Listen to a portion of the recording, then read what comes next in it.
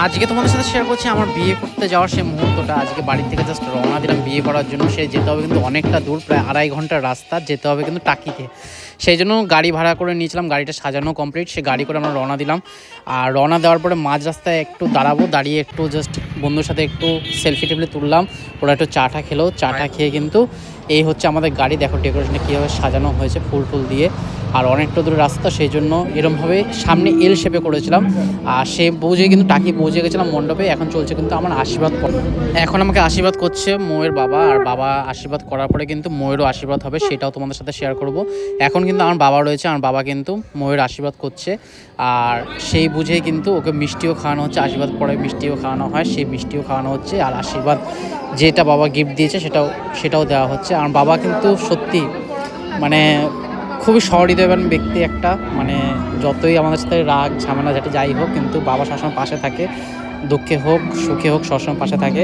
যাই হোক, আমাদের বিয়ের পর্বটা প্রায় হয়ে গেছে। আর এখন কিন্তু আমাদের এটা চলছে, বিয়ের সব মন্ত্রণা পড়া হচ্ছে। আর এখানে ফটোগ্রাফার ভাইরাও কিন্তু ফটোশ্যুট করতে ব্যস্ত আছে।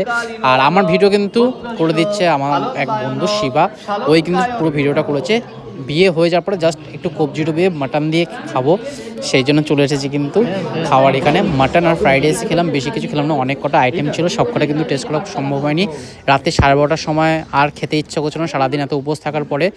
খাওয়া দাওয়ার পরে এবার কিন্তু পরের দিন তোমাদের সাথে শেয়ার করছি। এটা কিন্তু চলছে বিদায়বেলা, যেটা আশীর্বাদ করছে সবাই। ওদের বাড়িতে প্রায় 12-13 জন ছিল, আশীর্বাদ করছিল। আর সবাই খুবই আপসেট ছিল, যেটা হয় আর কি। ওর বাবা কিন্তু কান্না করছিল, আর আমার কিন্তু ওর বাবার কান্না দেখে আমারও একটু চোখটা একটু ভিজে গেছিলো, কিন্তু কিছু করার নেই, যেটা নিয়ম সেইভাবেই হচ্ছে। এটা ওর মাও আশীর্বাদ করছে, সবাই কিন্তু কাকু কাকি সবাই এসেছে, দাদা সবাই কিন্তু আশীর্বাদ করছে। সবাই আশীর্বাদ করার পরে কিন্তু আমরা এখান থেকে রওনা দেবো। যে গাড়িটা আমরা করে এসেছিলাম সেই গাড়িটা কিন্তু ওভারনাইট এখানে ছিল, পরের দিন আমরা একসাথে রওনা হবো সেই জন্য।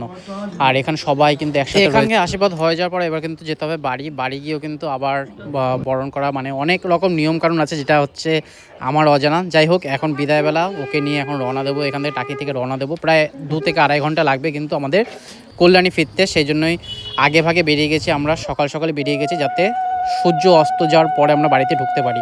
যাই হোক, বাড়িতে এসে কিন্তু এখন মামি করছে আমাদের বরণ করে ঢোকাচ্ছে বউকে আর আমাকে।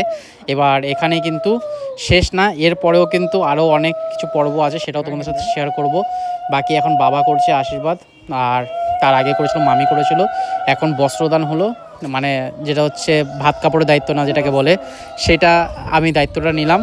আর তোমাদের সাথে এটা শেয়ার করলাম। এরপরেও একটা নেক্সট পার্ট আসবে, সেটাও তোমাদের সাথে শেয়ার করবো। আশা করি ভিডিও ভালো লাগলো অবশ্যই কিন্তু কমেন্ট করতে ভুলো না। আর যদি ভিডিও ভালো লাগে অবশ্যই শেয়ার করো, যাতে যাদের অজানা তারা যাতে জানতে পারে কীরকম